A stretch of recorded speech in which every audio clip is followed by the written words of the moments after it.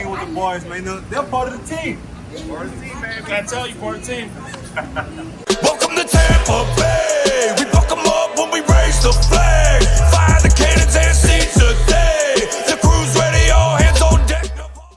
What is up, everyone? Welcome back to the Loose Cannons. You guys know who I am? Sammer, the fucking Godfather, hanging out with my boy Latte and a special guest today, Kasey Hudson of the Pewter Report podcast. And of course, Pewter Report, awesome guest. We've been trying to get her on forever. Finally, she's here. Super excited. Kasey, welcome to the show and welcome to day 6 of Buccaneers training camp.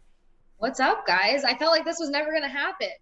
You guys tried to throw me a quick one last week, and it was like Kasey's hopping on the pod, and I waited for my invitation. It never came, and here we are. So finally.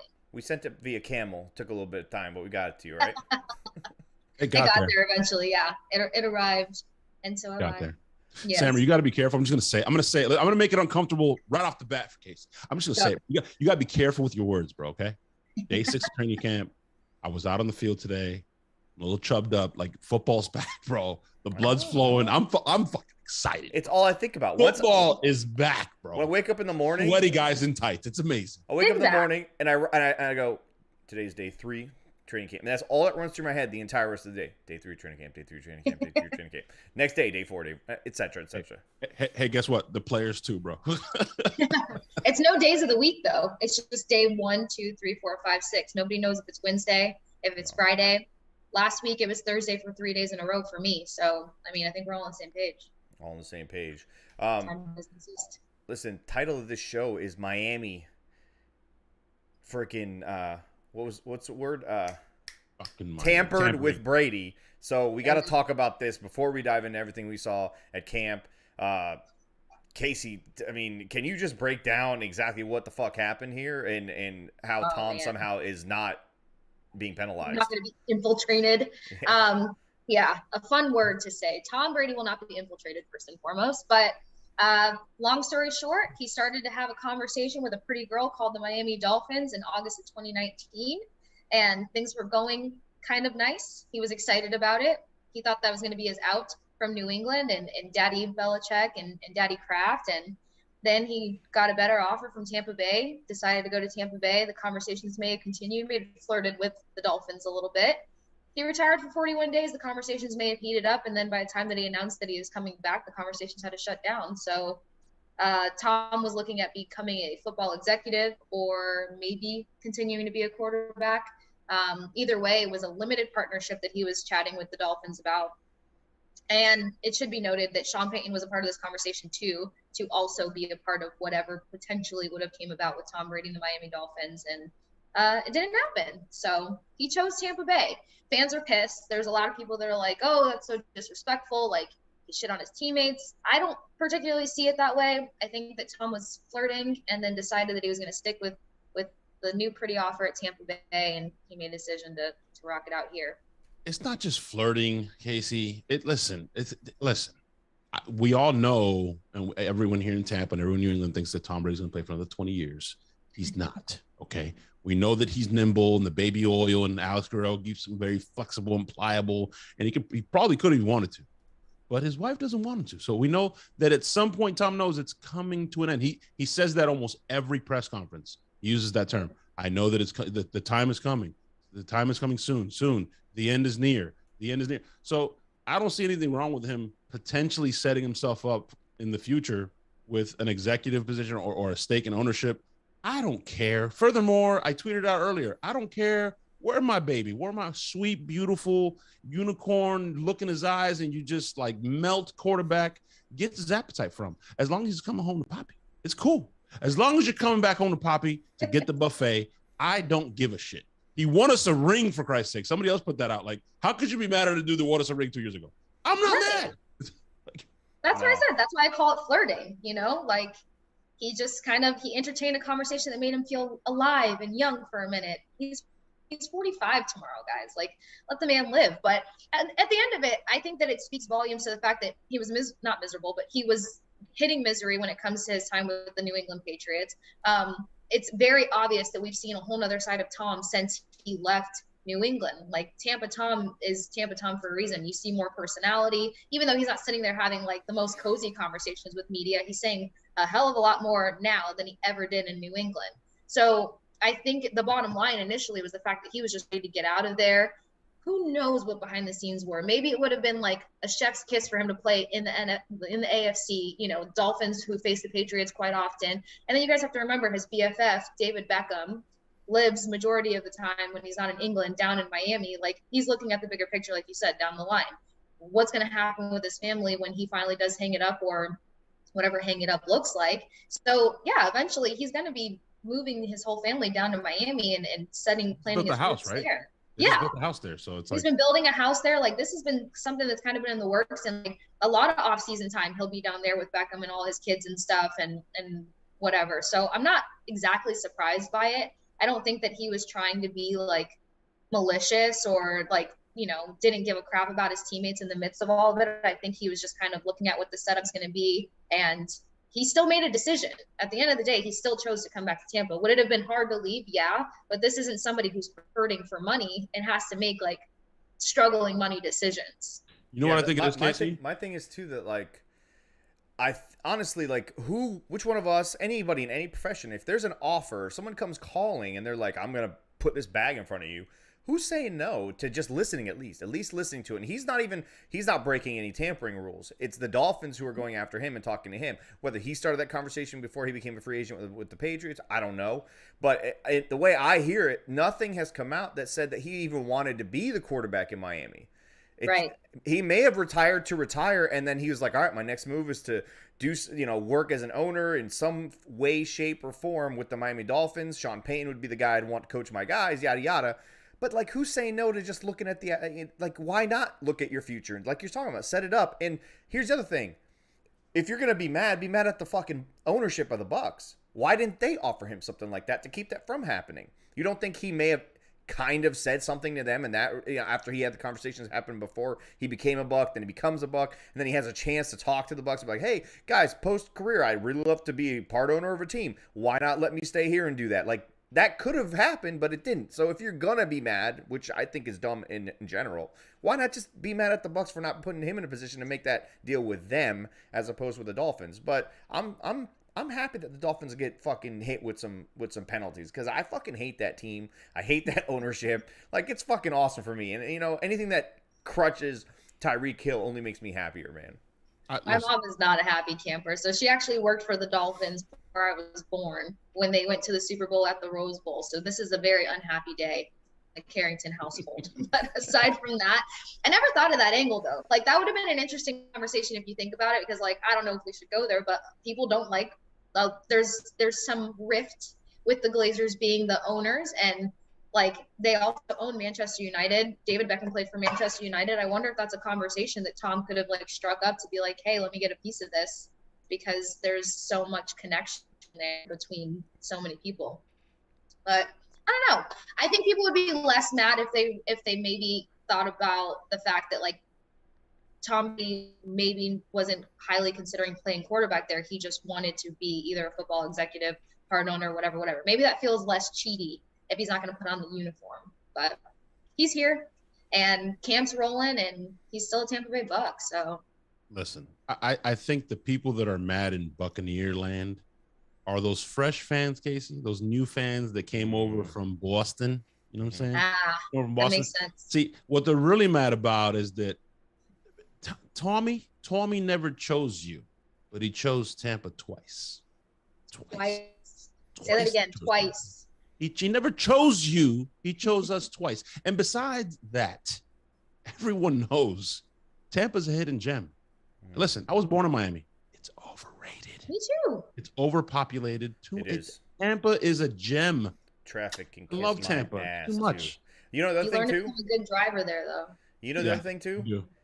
Tom, whether he flirted with the idea, whether he waffled, whether he wasn't so sure he was going to stay in Tampa, whether you see it as disrespect, at the end of the day, he's here and he's under center. And you know what? Tom only knows one way to play quarterback, and that's fucking 120 million% effort and not half-assing a single part of his job. So who gives a fuck if he was unhappy at one point? I don't care. He's playing quarterback, and he only knows how to do that one way. So we got Tom, who, by the way, could have been a fucking MVP last season, back in Tampa with a better fucking wide receiving squad than he's ever had, than the Bucs have ever had. Mike Evans said it. Did he not today, Latte? He did. This is the best wide receiver room I've ever been around. Shot at Antonio Brown. He took a shot, Absolutely. but I'm here for it. But Casey, I gotta address something in the chat. I gotta address something in the chat. Maybe you can, because you're the reporter. We're just a couple of fanboys.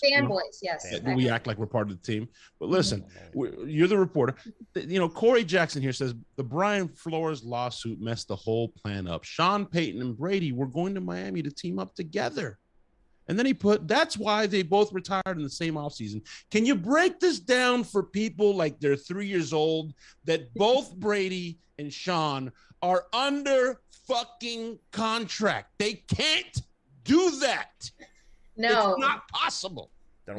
There was no that. I don't think that was coerced in any sort of way. Not to mention is that there was a year gap between Peyton being out and then Brady flirting with the idea of retiring or taking a 41-day vacation and then hopping back on the scene. So I don't think that those go hand in hand whatsoever. Not to mention is that you have to think about the buildup of this conversation. August 2019, Tom Brady wasn't sitting here having retirement conversations, and he was having his own issues over in New Orleans in terms of where that team was going, how it was building, how they've come so far and go nowhere. And there was issues like coming up, and a lot of those issues broke in 2020 when they may have won in the regular season, but they couldn't win when it counted. And at that point, Sean Payton was probably flustered of his career and looking at the next move. So you can say he was looking at Jameis. He was like, "Fuck that."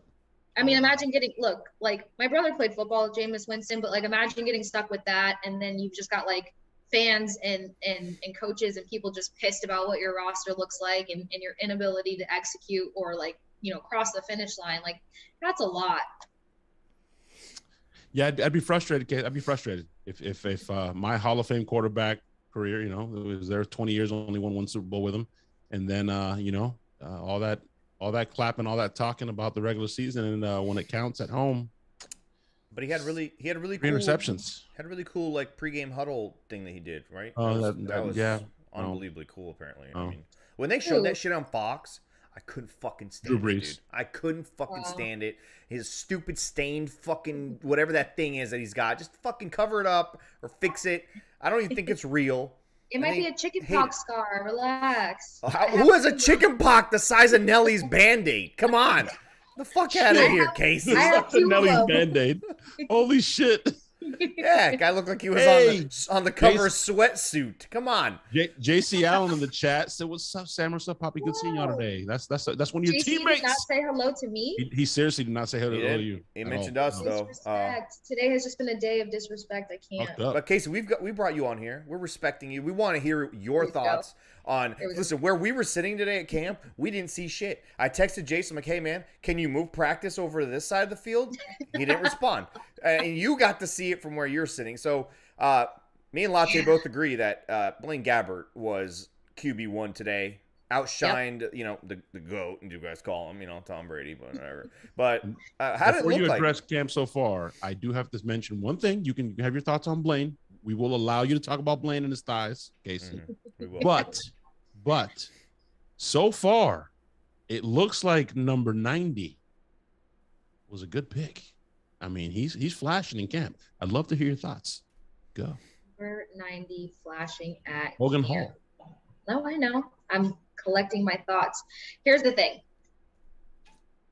I thought that it was going to be a little bit more electrifying last week, but I understand no pads, whatever. The kid is strong. Him and Akeem Hicks are going to be a terror. But I will say this. You could tell that he still gets a little nervous in terms of being decisive and kind of like really tapping into his strength or confidently moving behind his strength. But that's more playbook and just time. But once he gets that, Logan Hall can be a dangerous dude. He's big too, which is so exciting for him to be as explosive as he is at his size. Like, think about how athletic people refer to JTS. He's just a bigger version in terms of his ability and how well I think he's going to move once he has the playbook down that much more. He might be indecisive. I mean, the first fucking day or first week of camp, Second day, he beat Stinney on the inside and fucking took out our damn center because he's so damn explosive and quick. Yeah. I mean, it wasn't his fault. Wasn't his fault. No, and before your It was fans not just his go fault. nuts on that again, like, Yeah. you know, as they say, friendly fire, it happens, you know, Godspeed, all the things, but no. Probably going through his head now, like, shit, maybe I'm not, you know, a little indecisive now. Yeah. Dude. And like we got to chat with him in the press conference and stuff. First of all, very shy, very quiet kid. But you know, there was a part of him that you could tell was kind of remorseful, but he addressed it and he was like, you know, it happens. And like, obviously, like I know what a key piece this guy is to the team and stuff like that. But he's just like very humble, as most people know, or anyone who follows the Bucs closely. Like a lot of the new additions to this team, it's all kind of been based off character. They want a high character guy, and they feel like they can kind of train him up from there. So they did well with that from the draft.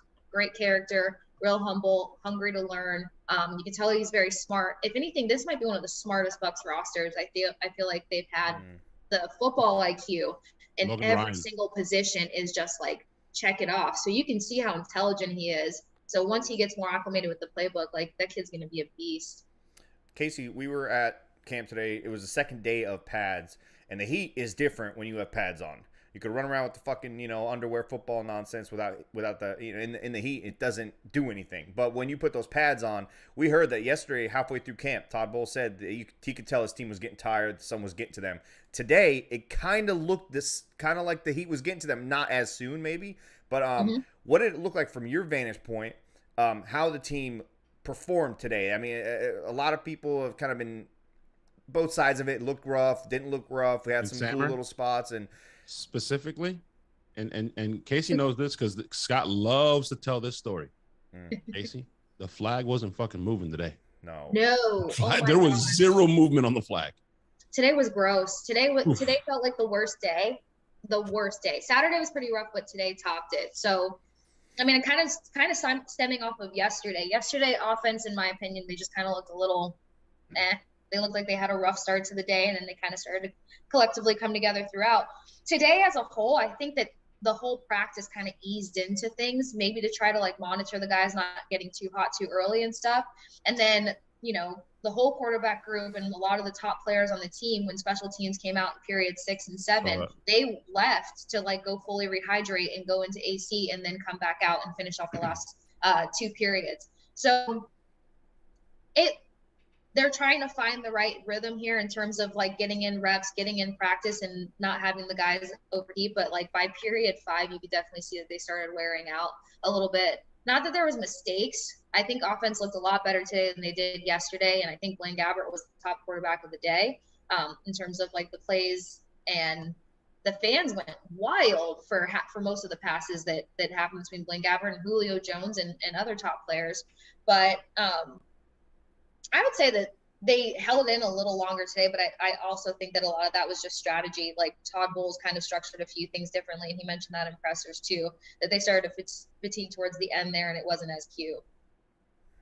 Now, somebody asked in the chat, Casey, and like I said, you're the reporter here. You speak to the players, the coaches. They said when is it not going to be 100 degrees? And we don't know when it's not going to be 100 degrees, but specifically, why haven't they used the indoor facility yet? Like, what the fuck? Like, is Bowles trying to put a stamp on this team? Like, what's the deal? Like, we have an indoor facility. Asked that so many times, and Todd, I mean, Bowles doesn't really give an answer to that. It's just kind of been like, are we heading indoor anytime soon? And yada yada yada. He's just kind of trying to get them used to it, because when season hits, there's no indoors, you know. So regardless, you've got to build and be able to handle this, especially when there's home games at Raymond James Stadium. Look, it could be 100 degrees come September, October, and don't be surprised if you see it in November. It's Florida. It just remains hot. We get winter for 10 seconds, and that's it. So I think a lot of it is the acclimation period. These guys are going to have to learn how to deal and perform. You know, you can't just make it through a period or two. And you have to remember, when you're going up against your teammates, yeah, you're kind of trying to prove yourself and secure a spot, but you're really not going like full throttle. So when you have that full contact from an opposing team that's out there hungry for a W, like, you have to be able to manage, and it's going to get hot. It's going to get irritating. It's going to get, you know, exhausting. And so I think that he's just trying to really get them over this acclimation period. It's only day 2 in pads, but I'm sure we're going to see an indoor practice here soon. The other thing people also forget is there will be rain delays, or being rained out. There will be that lightning that comes down that forces them to go inside. Trying to get as many as the outside practices in as possible early on when you can avoid that is smart. It makes more sense to do it that way, because eventually you're gonna be forced inside due to the weather. So try to get as many, because I think, and Todd's been here for a couple of years, so he knows we're gonna miss at least 5 of these practices because of thunder or rain or both. So I need to get as many as I can. And doing it up front, I agree with you. Why not put them through the heat now? Fuck it, who cares? I agree. I agree. Get through that. I mean, and that makes you better. That gives us a slight competitive advantage. We wear white to every fucking home game, it seems. So at some point, you got to be like, this is why, because we fucking practice in this shit. So it makes some sense.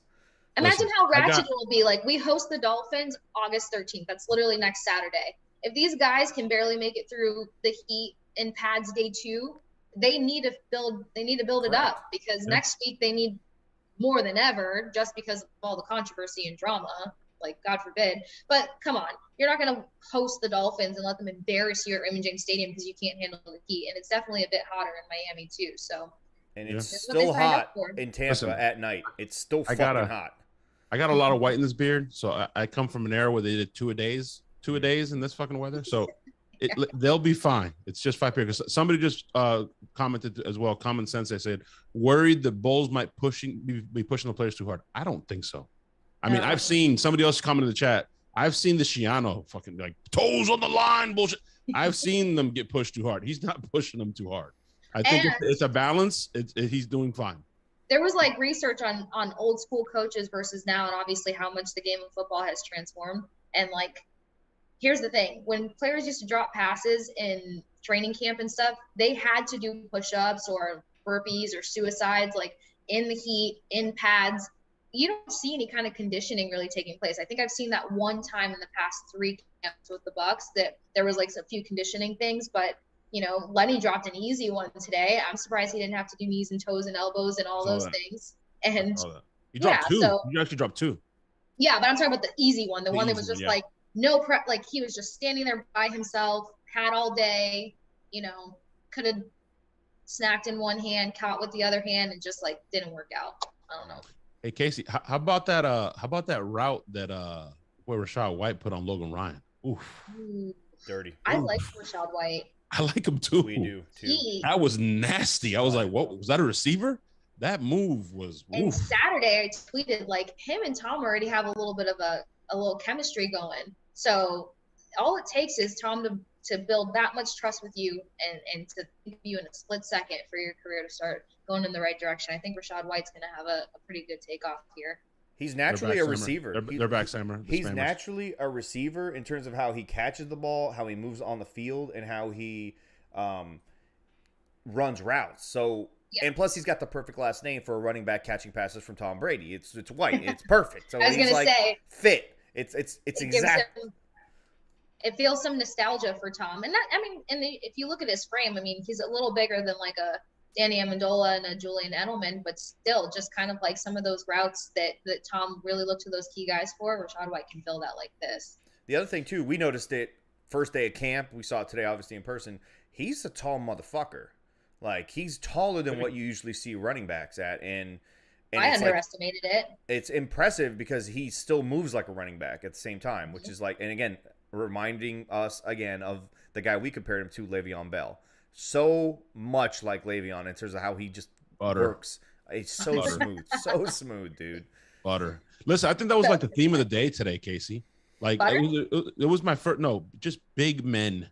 Big, greasy men. It was my first time going to camp. It was awesome. But that was the theme of the day, Kasey. Like Rachaad White, I was like, God damn, we had him on the show, but he's taller than I thought. Zion McCullough, I was like, holy shit, he's fucking big. I mean, he's built like big. Logan Hall, I walked up, I was like, golly, bro. I mean, these are some big, greasy, oiled up dude. You know what? We're huge fans. Today. Huge fans of size and explosion, Kasey. We love size and explosion. Listen, I've seen Blaine's thighs from a distance. Oh my god! But I was like, next person? to Blaine, it's like both of my legs together, just one thigh. I was like, he'll need both of these. All right, one for each thigh. Absolutely. I'm gonna go out to the field tomorrow and just be staring at Blaine Gabbert's thighs. So you're not gonna help it. Like How could you not, Kasey? I want to rewind it back a little bit. I'm a girl that's all about a good flow. Like, you got a good flow, then like that's where my eyes go. You got to look at his glutes. I did not mean to rhyme with that one. His quads. I mean, you're missing out. I want to rewind. Well, tomorrow, like, I hope everybody on Twitter understands if they just see a bunch of videos of like, just zoom in on his ass and his thighs. Yeah. I'm gonna get the play, but it'll be Blaine's thighs first and then the play. And that'll be my entire Twitter feed tomorrow. It'll be like that iPhone feature where everything's just out of focus in the background and just his thighs, like right there. Well, listen, there's nothing wrong with it, Kasey, because all you're doing is zooming in on the quarterback center exchange and then zooming out. I mean, there is a center competition going on here. It's okay. You know what? And if anybody thinks I'm a perv, at least now I have a perfect reason, There's nothing perverted about appreciating a man's beautiful thighs and quads, all right? He puts in work, so that's a lot of squats. Yeah, that's not an accident, all right? I'd like to know his routine. I want to rewind this back, okay? When we talked about the offense and having a struggle today, and they were kind of not having their way, was this the first day that we saw Tom Brady kind of get frustrated with a running play? I think it was Lenny goes up the middle, doesn't get anything, and he goes, "You gotta get more than one fucking yard." Right? Yeah. Is this the first time we've seen Tom frustrated so far in camp? And I'm trying to think back to last year and the year before that. Latte, I mean, no, he got pissed off a couple times. Maybe at the offensive line, yeah. But this has to be the first time we've seen him get frustrated. And it was just more. It was awesome to see one, but what do you think of that?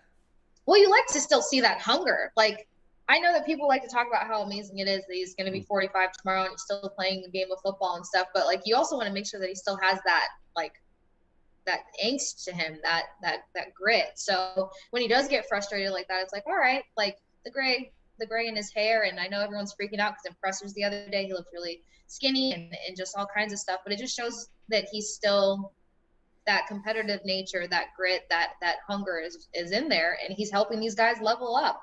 If he was just coming in at 45 years old and just kind of running through everything, and that also shows you too, like he never takes anything I almost said something that probably could have been used inappropriately. I caught myself. Now that picking up on you guys, he doesn't half-ass anything. If you guys only know what I was about to say, I was really about to set you up. No, stop. You have to say it now. No, she can't, bro. She can't.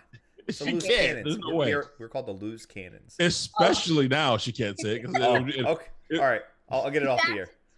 Gentlemen. It was nice to see him. Nice to see him get pissed off. I mean, I was talking earlier. We saw tensions really start flaring today. There was a few little pushing and shoving and almost situations. Luke Gadecki and what's his freaking name? Luke Gadecki almost went at it, and Josh Wells and Grant Stewart almost went at it. So I think in general, you just kind of feed off of that energy because you know that people are passionate. Logan Ryan, I saw Logan Ryan get up in somebody's face. I was like, oh, okay. I like that, though. I like that from the rookie. That's good. That's good to see. Usually those guys try to stay out of people's way. There's a couple people in the chat have asked how we're looking at punt returner and kick returner from where we were sitting. Again, we didn't really see much of that. I don't know if you saw any of the punt return special teams drills today. Who was taking them and who looked like they kind of had their feet underneath them. Darden didn't look like he had it going on last year during the season, but he looked like he had it in camp. Okay, so as for the special teams rundown, Borgalis has looked really good. I'm sure a lot of people are just kind of give it to him. He's been extremely consistent. He's been strongly consistent and kicks that are past 40 yards and stuff, which is huge because then it feels like a deal in when you're, from the 25-yard line. Today was more, I think Brian Suckup actually took all the reps today and Borgalis was just kind of there. So it looks like they're kind of alternating them to see how much the consistency continues whenever they give them the day. And then it's going to be more of a battle that pans out during preseason and stuff. But a lot of people are rooting for Borgalis. So I wouldn't be surprised if it swings that way. We were talking about training camp battles, and we went down a whole list, and I was like, guys, nobody's talking about this kicker battle, but there's going to be a fucking kicker battle. It's real. Yes, there is. Real.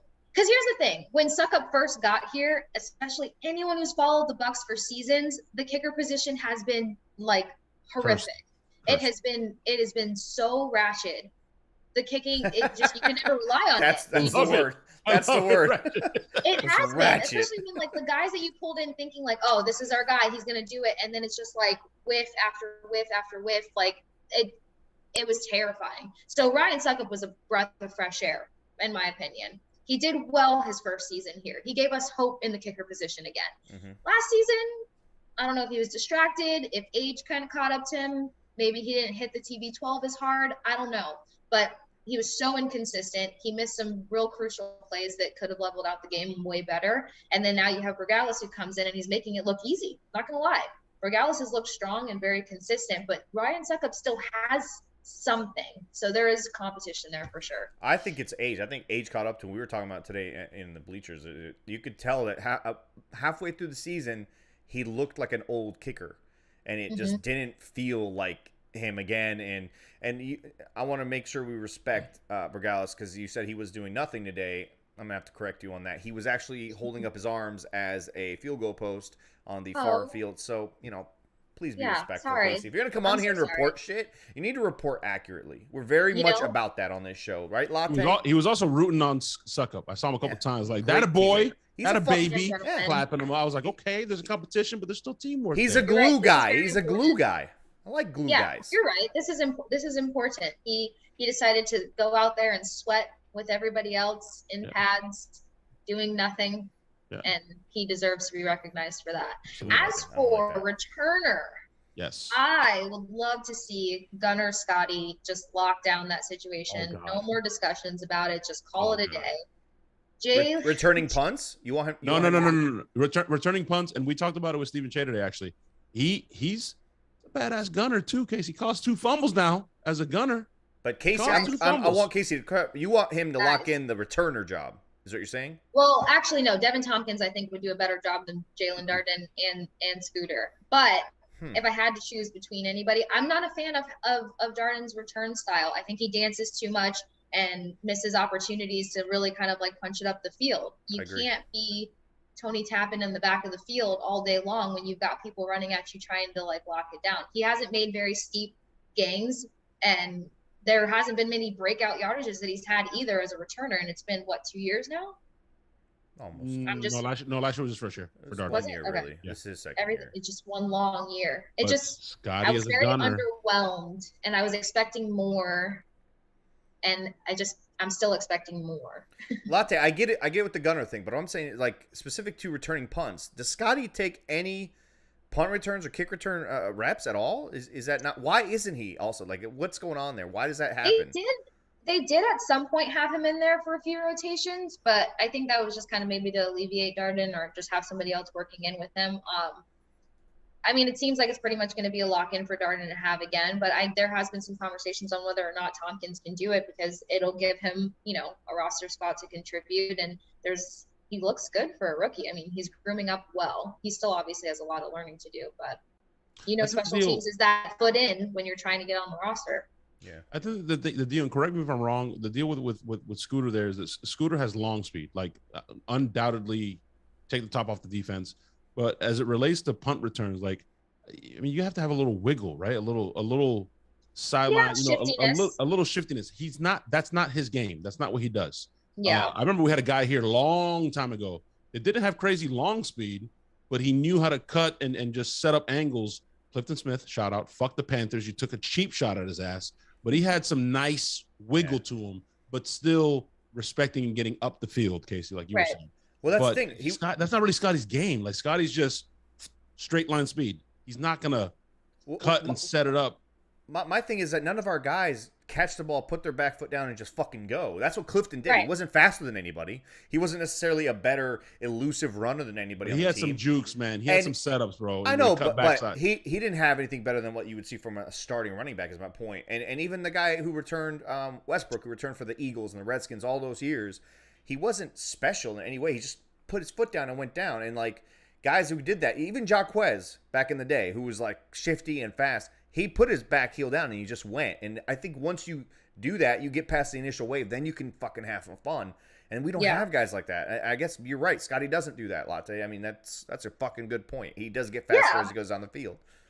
Yeah, I mean, it's true. It's obviously something that the coaches are probably seeing, and why they don't entrust him with that, or why they, choose to only throw him in a gunner here and there. But it's just it's a struggle for me, but it's learnable. I'm learning to cut Darden some slack. He's had a good camp so far. I think he had a good camp last year, and then he just didn't live up to it after the fact. So for me, it's seeing what happens when games come around, but it's just too much dancing back there. Eventually you got to start getting upfield and getting your team in good field position to move along, and I just didn't see that out of him this past season. Kasey, I agree with that. We got to talk about this too. Listen, somebody tweeted out, they said, and it was a picture of all three of them in line. It was a beautiful fucking picture. It was Mike Evans, Gage, and Julio Jones. And like, imagine lining up across from that. And then I quote tweeted, I said, that's not even including Godwin. Can we talk about this? Like, how ridiculous. I think somebody put that. If you went back in time, you told Bucs fans 3 years ago, you're going to have Tom Brady and Julio Jones on the same team with Mike Evans and Chris Godwin, they tell you, fuck you. Fuck you, man. Fantasy. How stupid is this? It's fantasy. I know people think it's funny that we all keep saying the same thing. We're playing a severe game of Madden here, but I mean, pick your fighter. You could really do so much here. And my favorite thing was Mike Evans' press conference. I think it was like Saturday. He was like, yeah, now people will stop double teaming me. How do you game plan for this? How do you game plan for a guy like Mike Evans who still makes things happen? Now you've got Julio Jones. And by far my favorite quote right now is Carlton Davis yesterday saying, Julio Jones is a tight end who runs like Scotty Miller. That's freakish to consider. Imagine covering that. So you got a tight end who made a baby with Scotty Miller. You've got Mike Evans, and then let's not even talk about Chris Godwin for a second. Let's let him heal in peace. No pressure. But then you have Russell Gage, who's been doing so well. Todd Bowles said that he's been a very, very quality wide receiver. Everybody spoke so highly of him, how he's developed, how he's learned the playbook. Now he gets to feed off of a former teammate who he not only looks up to, but has chemistry with, and is going to motivate him and inspire them. Those three guys lining up alone, how do you pick which one to go? I don't know. By the way, you sprinkle a little Scotty in and take the top off the defense with those three guys on the field. What do you do? And then you have Rachaad White coming out of the backfield. What the fuck? I don't know. Somebody mentioned something the other day. I think it was probably one of the guys for my team, obviously. But then think about the versatility and plays that they can actually start installing that'll throw off defenses and help them implement more of a run game.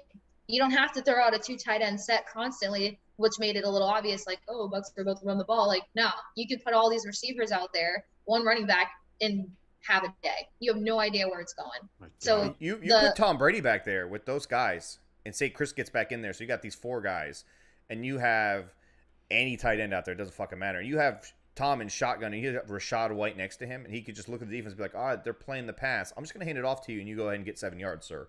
He did that nonstop in New England. It was the easiest run game. And it's just Tom to decide when they run the ball. And then hurry it up. Hurry up. And come back to the line of scrimmage. Okay, looks like we're playing the run, boys. 88 out the gate. Let's go. I got 4 fucking bona fide number ones. Dude. And imagine how disturbing it is to have these kind of weapons in your wide receiver room, and you're talking about one of the best quarterbacks in the league for throwing false looks to defenses. You already can't read the guy, and now he has 5 options to throw to versus 3. 5 number 1 options. And he said it too when he met with the TV guys before the Eagles playoff game. He said, I know where I'm going with the ball 99% of the time before the ball's even snapped. So now you're giving him weapons that now he can read in terms of the run, and you have these wide open. I firmly believe, honestly, that they are going to run the ball better than we've seen the Bucs run the ball maybe in 10 years. Just because of the fact that Tom can dictate when that happens, because the defense is going to be like, we can't load up. There's no way. Otherwise, we get killed. And then once they do that, then it's just like what Peyton did, and even Drew Brees did it for a time when he was back in that shot. They can just dictate when they run the ball, and every time they hand it off, it's gonna work because they've read the defense and cheated already. It's fucking unfair. And Kasey, now we've got Leonard Fournette. Sorry, go ahead.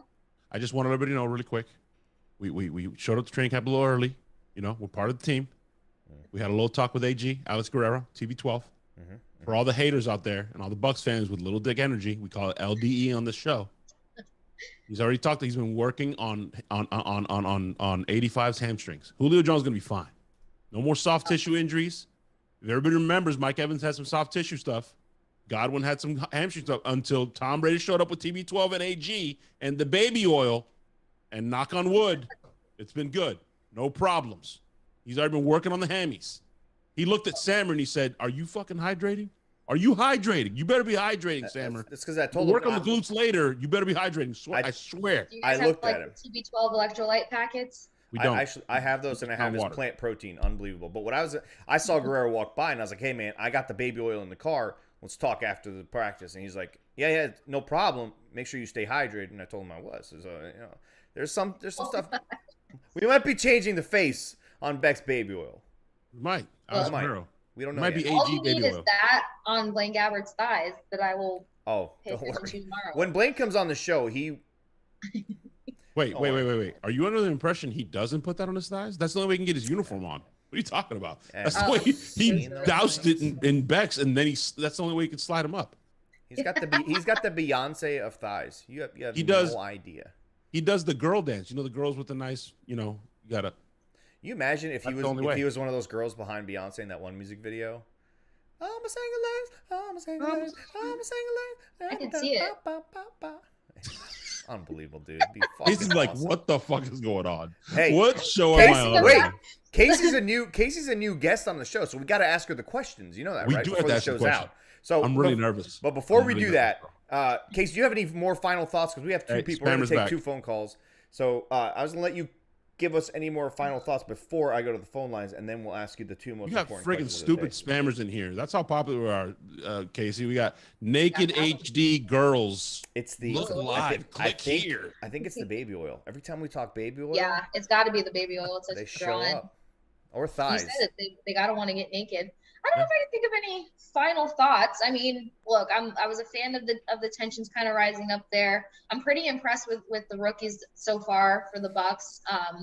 I think I'd be remiss not to mention K-Dot, and he gets a lot of a lot of questions regarding him. He's going to be a guy who can step into a dominant tight end role with this team. I feel good about it. He looks good. His blocking is pretty all right so far.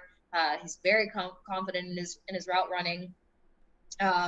And then you've got to talk about the glass eaters. You got O'Keefe, who they're utilizing him and having him warm up catches a lot more than I thought, but he's a strong blocker. People were pissed the other day because I posted a video of him going up against JTS and he kind of creamed JTS. But here's the thing. You want him to be able to compete with a guy like Joe Tryon. So that to me was like a good check mark. So the rookies are developing so well. You didn't want it to be kind of a one-off or two-off with Tristan Wirfs and Antoine Winfield Jr. coming in and dominating their rookie year. It looks like another year where rookies can contribute at some point or another.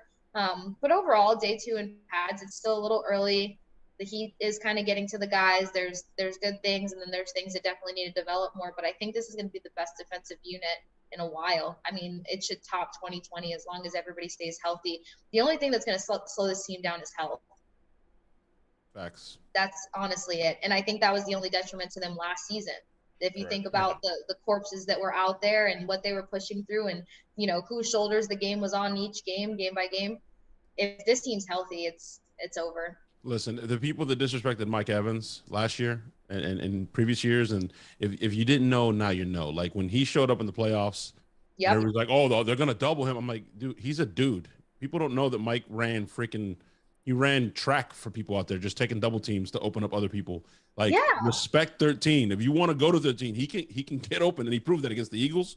He cooked what's the corner? I can't remember his name, but he cooked him. He cooked all of them. He cooked Ramsey. Yeah, and Lattimore last year when people tried to pretend like, the biggest battle of the year. Holding him.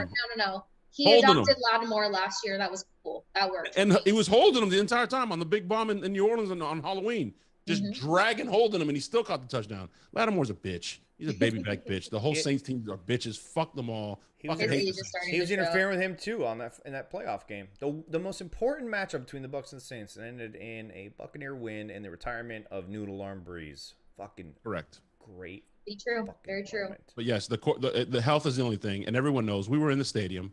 Best and worst sporting event I've ever witnessed in my life. Because that comeback was insane.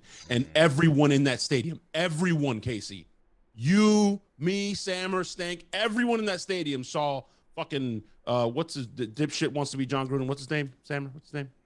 I don't give a fuck what his name is. The coach of the The Rams. coach for the Rams. Douchey McDouchington. Go ahead. Yeah, him, that guy. His asshole puckered up. Matthew Stafford looked like he was about to cry. I mean, they were looking because they kept showing him on the jumbotrons. You saw them, Casey. You were there. You were in the press booth. They looked sick. They blinked. They were like, "Oh my God, 12 is going to do this again." And we almost fucking did it with no Tristan Wirfs. No, I mean, Cameron Brate was in the slot for Christ's sakes. What the fuck? And we still almost came back. Third show in a row. Brate looks good this year, though. I'm not gonna lie. Brate looks good. He does. Brate's always looked great. He's got a fantastic mustache too, by the way. And you guys were talking about Mike, and I have to say this. We went out to camp today, and Mike he might be my favorite Buccaneer of all time, just because is my favorite. What he does on the field. It's just because Derek Brooks and Warren Sapp, it's just so hard. And Derek Brooks has always been at the top, and Rondé Barber too. And so my thing is, like, he's so good on the field, but dude, he is such a good, like, humble human being. Like, if you didn't think he was an NFL player or know him, you would have no idea. He acts like a normal person. You could tell he was tired as fuck today. It was hot. He was gassed, he was cramping in one leg, and he was trying to get off the field at the end of practice, and he still saw our kids, Latte's son, my son, they're wearing number 13s. He still walked over, signed, talked, hung out with them, and was just a freaking human being. It was awesome. And then he goes over to the other crowd that was waiting for him and does that, even though you could tell he did not want to. But he knew that they came, and this might be the only time they're going to come to this field for him. So he fucking went out there, and, and I appreciate what LeBron says about stuff like that. These guys come out. I want to make sure that they're two things, Sam. Awesome, dude. He was awesome. My kid is ecstatic. He got to meet his favorite athlete because of that, and it was awesome. Because I was thinking he's not coming over if he's limping like that with his cramp. It's just not going to happen, and he fucking did. It was awesome. Yeah, he's all for the people. There's so many times that he got caught, like, in South Tampa ordering food and just bought food for everybody behind him. I've had friends like end up running into him and getting food paid for out of nowhere multiple times. So he's here for the people. And he just happens to be. How many times did he get in trouble last year and fined for jumping into the crowd in training camp because of COVID? He's like, I don't give a fuck. But two things that stand out for me from Mike, as far as being a human being, just an awesome dude, just an awesome human. One, if you haven't watched the Super Bowl, America's game or whatever, at the very end of the game, when the clock rings 0 and everybody's celebrating, Mike's just going nuts. He's like, I don't want none of it. He's cursing. It's like, I don't want any of this shit. And he's throwing his helmet in, he's throwing his jersey, he's throwing his gloves in the crowd. He's like, I want it all for the people. Give it all to them. That explains Mike in one moment of what he is. And two, my son, and Sammer knows, he's seen my son sing for Bruce, and he's seen my son sing for the Lightning, all that stuff. And he went to the gala, Bruce's gala, and he's walking in, and he pauses, and it's about a good 60 yards away, right? The entrances, the entrance and exit. He pauses, does a double take. He sees my son, beelines for my son, Casey, and he's like, Jaden, bro, I follow you on Instagram, bro. I see you doing thing. You sang for the Miami Heat. You sang for the Lightning, bro. Keep killing it. Like, I'm following you. Are killing it. My son's dead. He just turned 11. His jaw, like the look on my son's face. And when Mike walked away, he's like, Dad, like, Mike follows me. I was about to say the same thing. Like, Done. What? Done. Your son has clout. Well, yeah, cool, he is good. But still, I mean, Mike doesn't have to do that. He doesn't have to do that. He can just be like, yeah, whatever. Casey, he has talent, not clout, all right? My bad. Come on. I haven't heard him sing. I didn't want to jump the gun. No, I'm kidding. Well, that's unfortunate. I believe you. It's unfortunate for you. He has the voice of an angel. All right. I have to hear it for myself. Remember, I'm a reporter. I have to say factual things. Correct. I appreciate that you've learned something from this show, Casey. I really Thank you guys for educating me. Fucking Sammer. I appreciate that. All right, so I'm gonna go. We're gonna take the best two of phone being calls. humble. I'll teach her. 678. You're on with the Loose Cannons. What's up, 678? I think this is Zach. Hello. Hello. This one of those baby oil call-ins. Oh, come on, Zach. He's doused in baby oil right now. What's good, fam? Y'all know who this is. It's Smitty, the Loose Cannon reporter, all the way from the ATL, right in these ATL street. Brought it to you first, a.k.a. Yeah, Yes, sir, a.k.a. the Black. You broke the news? Yeah, you know I broke it first, man. Adam Schefter, and I got it before everybody else, man. I told y'all to deal with it. I'm in Atlanta, man. I'm in small circles, man. Anyway, shout out to the guests y'all got. Miss Kasey, Miss Hudson, sister, you know your shit. You're going to be a GM somewhere you're going to be a GM for somebody one day. You're going to own your own team. Sister, you so knowledgeable of the game. Shout out to you, sis. You're beautiful. You know your stuff. All respect, too, man. Keep doing what you're doing. I see you doing big things at the cast over there. All right, y'all, man. I just want to shout out to all my people, man, in the chat line. Y'all always live. You know, Mudfish, Bud, Jonas, Miss Sue, everybody out there, man. But, man, hope the Bucs have a good year this year, man. And like I heard y'all talking about Tom Brady. I'm going to keep it short, man. Y'all talk about Tom Brady going to Miami. Tom could do what the hell he want. He a grown-ass man. At the end of the day, I'm going to give him his flowers right here with the Bucs. You know, he's showing love to us. He got to the Super Bowl. I'm looking for another run as long as everybody stays healthy and good. And we got Julio Jones. We got, you know, going to be some other pieces added in there later on I ain't going to tell y'all about. But I'm going to get off here, man. God bless y'all, man. I'm out. This Smitty's the fastest I ever been. I'm out.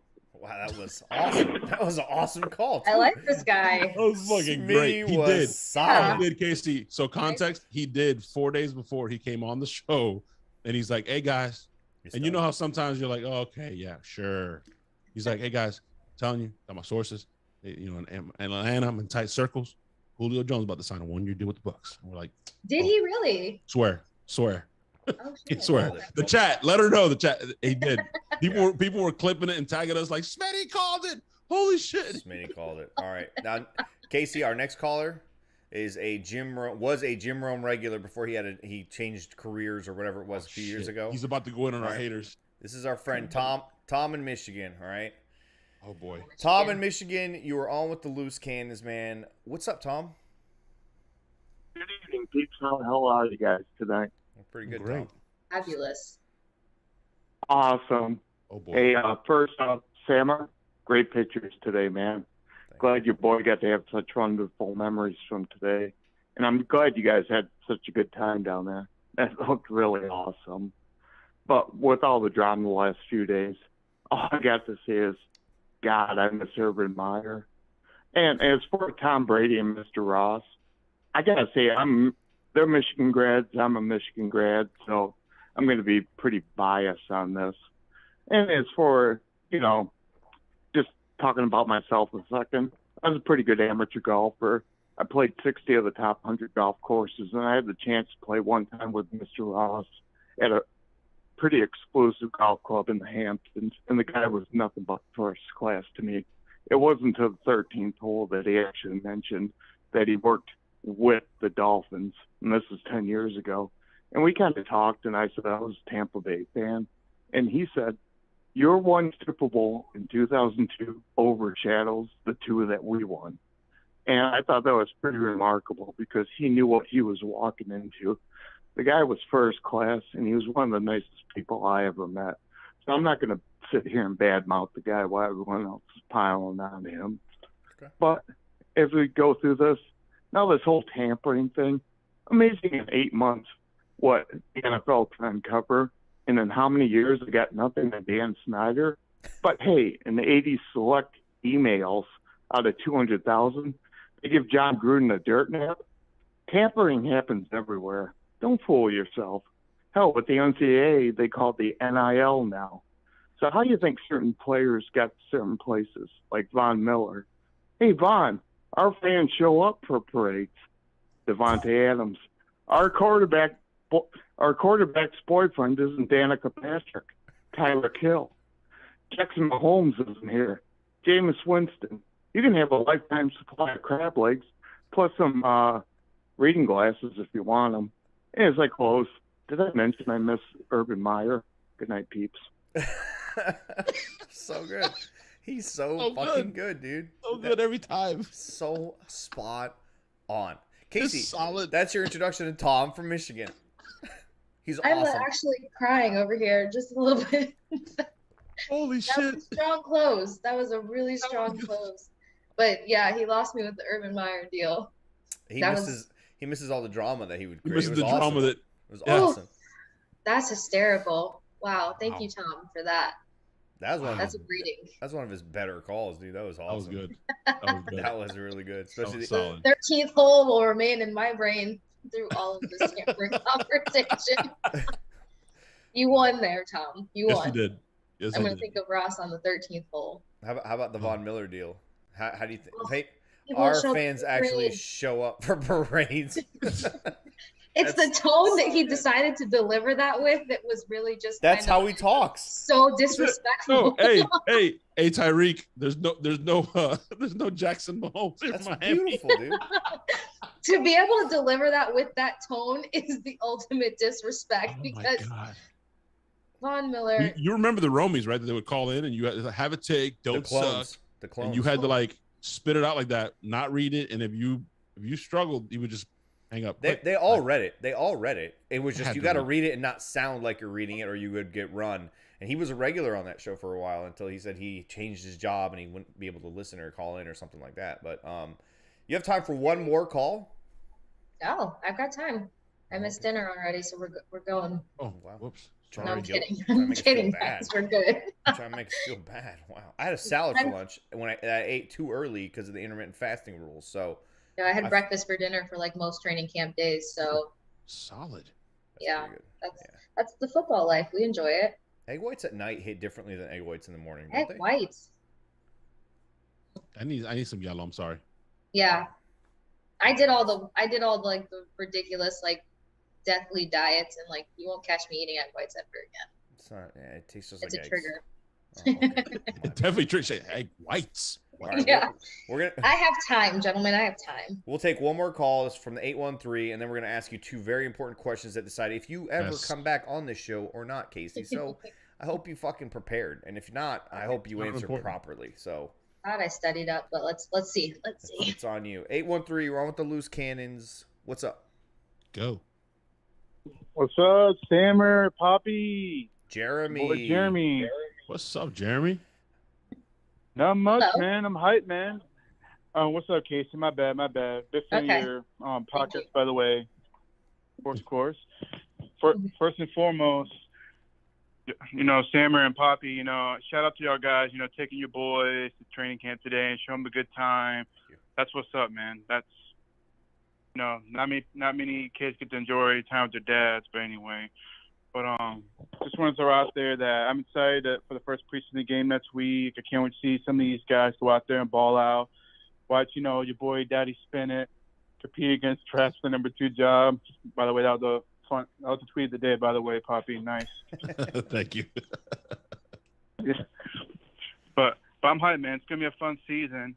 Like I said, I don't care about the tampering, whatever. Brady's a Buc. He ain't going to Miami. So now we can move on from that bullshit. And hopefully Miami will learn not to try to tamper with us again, because that's what they are. They're bottom feeders, in the state of Florida, in my opinion. I mean, they are south, so they are beneath us. Yeah, Listen, sure. And I don't I'm know a excited single too. person who likes the dolphin animal. Just No.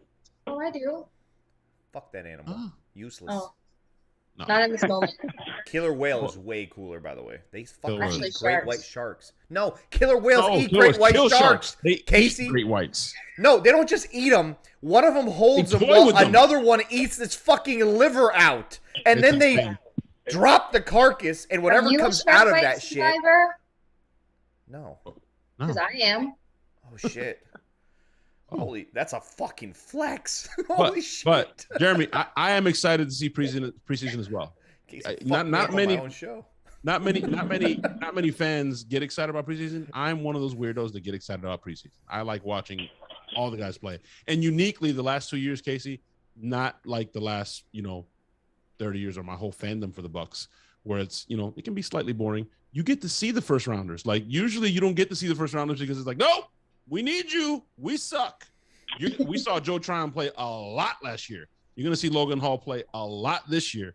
Because they got to get burned because they're not going to get it in training camp. They're not going to get the reps because the starters need the reps. So you're going to see these guys get some burn. So it's still interesting. It's going to be interesting to see Trask.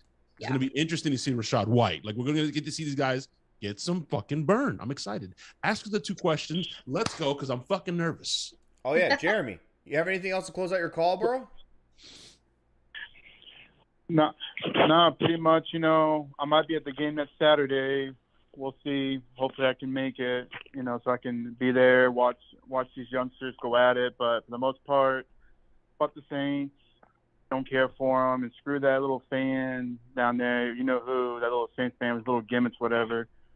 And go Bucs, man. Like I said, hopefully I'll see you guys Saturday. Hopefully I got to see you next Saturday. Maybe we can have a beer, man. I'll be there. Clap really loud. Somehow we'll find you.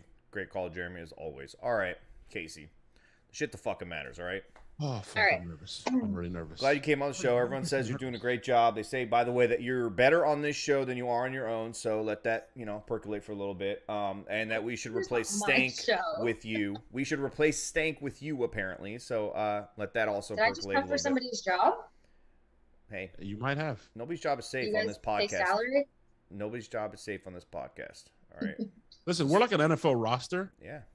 Do you guys have benefits? You get to know us. Sam at least got oil money. And you get, and also you get the privilege of knowing us. I mean, what? Oh, people I in the privilege was knowing me. Okay. I like this. You come with a lot of humility, Kasey. I like that. You should change your last name, Kasey. I was raised by wolves, and not even in a joking sense. And apparently fought off a fucking shark, which no one has ever stopped me in my tracks. We didn't on elaborate my enough on show. that. You fought off a shark? Explain now. Okay, for the livelihood of my profession and the fact that I plan to live off of this career one day, I can't lie. So I have a burn on my leg, the inside of my right thigh, about this big. It looks like a shark bite, but it's a burn.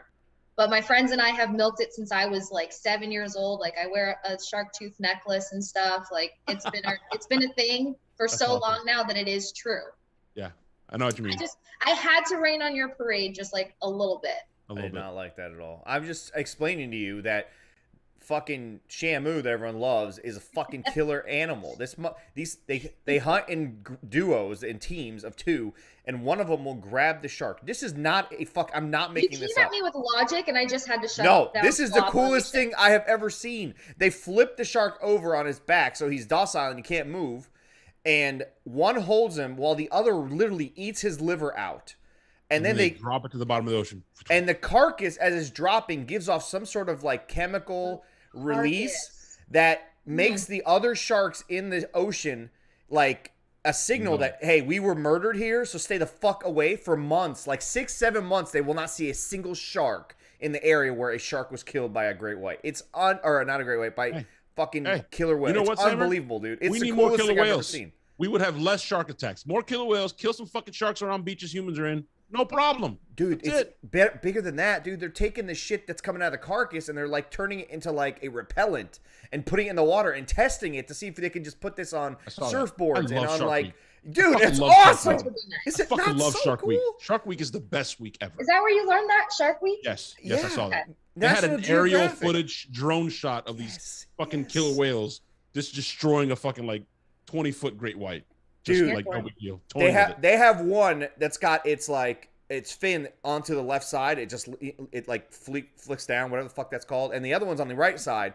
And they travel together to brother and sister or some shit, and they call them starboard and port because of their fins going to the left and the right, and they travel throughout the ocean and just kill sharks. And wherever they kill a shark, terms. yeah, I mean boating terms, but yeah. I mean, and they kill sharks, dude. And whenever they kill a shark, sharks don't fucking show up for 7 months. It's crazy. It's the coolest thing ever. See, people in the chat, people watching the show, you guys think you're coming here to learn National Geographic tonight? We fucking educated the masses, Latte. We've done a great job tonight. Hey, listen, we went from 88 viewers to 91. People are tuning in more. Sharks, dude. We should do a shark fact every episode. Hey, let's ask these questions because people are fucking nervous right now. They are, yeah. This is a big deal. All right, listen, Kasey. Why is there a Saints fan here? Traycon, why are you always here, Traycon? This is the Buccaneers podcast. He's our biggest fan. I don't understand. And people talk to him, which is mind-blowing to me. Anyway, listen, Kasey. He's just, he's part of the team. We all agree that chicken wings are the greatest football food ever. No question about it. There's no doubt. All right? Now, when you are enjoying the greatest football food ever, are you enjoying it sopping, sloppy, wet? Or do you like it dry as a fucking wooden board? No, wet wings. Fucking A, we're 1 for 1. Okay. Here's Who the wants more dry important meat? question. Here's Stanker does. Stanker Exactly. he likes Who wants jerky dry meat? wings. Yeah, who wants dry meat? All right, Who go wants to full eat, screen, Who wants to eat? motherfucker. Who wants to eat that meat that Bambi's mom is peeling through the winter months in that movie? Not good. It's not good. Nobody right. wants dry meat. Casey, that was the softball pitch, slow pitch softball pitch question. Here's the more important of the two. All right, fastball. When you're having said wings, said sloppy, wet, extra crispy, by the way, must be extra crispy. Okay, I was gonna mention that. Like, Yeah, they gotta just be because extra they're wet doesn't mean they're like, No, not soggy. Happy. No, they're still crispy. Fat. They're still crispy. No, they still have some crisp, some texture. When Okay. you're having those wings, are you dipping them in blue cheese or shit? Shit. Ranch. Oh. Okay, you guys aren't gonna like this, but like I used to mix the two, but typically ranch is my go-to. Fuck. Sorry, guys. She's not welcome on the show. We should have a moment of silence for Kasey Hudson because she'll never be back on the show again. She's officially dead to us, folks. Did I make it worse? No, sure. You're already dead. I mean, literally, we're gonna have a moment of You're silence. dead already, so go ahead. What are you gonna Double make? down. At this point, I should give you guys something to dance on my grave about. Yeah. I have to eat chicken wings with a fork. Oh, fucking shit. Nope. End the show. Bail. End the show. There's a fucking Steak Master's in here. Oh God. She said she eats chicken wings with a fork. I'm done. You got it all in there. Guys, I was raised as a military brat. Are you kidding me? There's no sauce that's like, you're not wearing your food. That was unacceptable. Kasey, listen, with all due respect, shut the fuck up. Don't ever tell me you're mixing blue cheese and ranch. One. And then really? I like really? both of them. You eat it with a fucking fork and a knife? What? Look, I just gave you What? something that most people never learn unless they get to eat with me personally. That we just established a whole different bond here. You are dead to us. We are gonna You have have a to moment of accept me. silence. No, we did not. I chose transparency and my heart on my sleeve, and you guys have to accept it. I accept it, but listen, Stank has a very good, important question in the chat.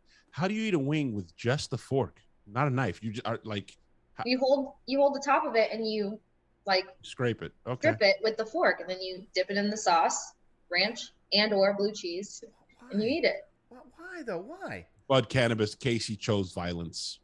Why? Why would you A do fork. that? Damn. I'm so Look, disappointed. The whole again. chat is lit up. They're so disappointed right now. I Oh mean, my listen, God. I'm I just bougie. disgusted so many people. I'm bougie when it comes to like eating with the fork and knife in terms of like I don't like to get my hands dirty, but I understand that a wing must be eaten with one's fingers. It has This to was happen. the trust fall from hell. I gave you guys that thinking Okay. we were going to establish. Listen, Casey, hold on. There's still time. You grew up as a military brat. That's fine. I can understand that not getting, wearing your food. There's still time. We can set up a time. We can go have some wings down the street from $1. We can set this up. You think and you we If can I teach eat you. things appropriately to you guys' liking, can I come back? Yes, we will teach you how to make the lollipop wing. It's very not messy. You separate the flat, push down, dip, beautiful, and we'll get you proper blue cheese like that nugget you had, Sammer. I think the problem is she's had that processed nasty shit. We'll get you With no proper. lumps in it, just like a bunch of just like. No, you gotta want get- the lumpy, you like gotta get the fresh, lump. real, legit blue cheese. So Latte, Oh. what you're telling me is that we're going to attempt what only like this theory has been Never been made done of before. legend. I mean, this is a ranch to blue cheese conversion. Like we're gonna attempt it. I mean, this has never been pulled off by humans. We're doing a baptism, bro. This no, not even a baptism. What is it called when you have a Exorcism? demon? An exorcism. We're about to exorcise the fucking ranch and the fork and knife nonsense out of your body, Kasey. What the No knife, just the fork. Stop it! Doesn't make any sense. We're gonna teach you how to do this correctly. Stag Bastard. She mixes ranch and blue cheese. Man, Can't get over that. I just can't This get over was that. the trust fall from hell. I will never ever try. People are crying in the chat, Kasey. People are crying. Hey, King Cook just put. Hold on, King Cook just put a fork with chicken wings. So you mean to tell me, the only way that you've ever eaten wings is with a fork? What did you do when you go to Auntie's house for a cookout? She wouldn't go. They wouldn't invite Okay. Kasey because they knew There's that. no way you're doing that at Auntie's house. Don't invite that bougie. Don't invite your bougie granddaughter who's trying to use a fucking fork. How do you eat a wing with a plastic fork? That's even worse. Relax. So quick Chuck backstory just though. paid $20, and he said, I'm "What the from fuck is a very happening?" foreign family, so nothing happens in any sort of normal or tolerable sequence. Like foreigners, just they're ridiculous. My mom's from a third world country. Things that go down is just it's not right. Same here. We don't eat our fucking chicken wings with forks. I don't know. Now you guys got me fishing over here for excuses. It doesn't Jonas make any Steckler, sense. Casey's not hashtag part of the team. Jonas says, "I'm in a glass case." Wow. Jonas says, "I'm in a glass case of emotions." Like this, you've destroyed the fabric of this podcast, Kasey. What? We're losing subscribers. B-Shuck donated $20 just to ask what the fuck is happening here. What? Everyone's hungry for wings still, by the way. Just I agree. I could use some wings right now. All right, let's end the show. Oh, Bucs by 30. Last one. Bucs by 30. You know she's wearing gloves as well. While I can appreciate the bouginess of this, Kasey, what if you get to a cookout and they only have plastic forks? You can't eat chicken with a plastic fork. Hold on. I've gone at it with a plastic Joe fork. Rican, Don't tempt me. said Casey's opening up the multiverse. Oh no, we have to switch her out with the other Kasey who does know how to eat wings properly. We need America Chavez to hook us up now, or Doctor Strange, who by the way probably has mastered that at this point. All right, hey everybody in the chat, Strange would eat with a fork. everybody watching us, please smash the subscribe and the like buttons. Show Kasey some 44 love. likes. No There's not joke. even watching. Show Kasey some love. Kasey, for the fuckers who don't know who the hell you are, please give them the knowledge of how they can find, follow, and listen to more of your awesome takes. The Sports Case, KASE is where you can find me on all the socials. And yeah, I don't really know. I mean, aside from how I just decided to exit the show with all of that information I gave to you guys. But yeah, typically you guys can find me with Pewter Report on there. You can find me at the Sports Case on all the socials. And then actually, I have a show dropping next week with Odyssey Sports. So you guys can catch me on my own show. Boom. Yeah. We're going to have to baptize and exercise you before you come back on here. But Kasey, it was fun. We'll have you guys come on and do the chicken wing thing. Chicken wing thing. I mean, you say it like it's some weird gag.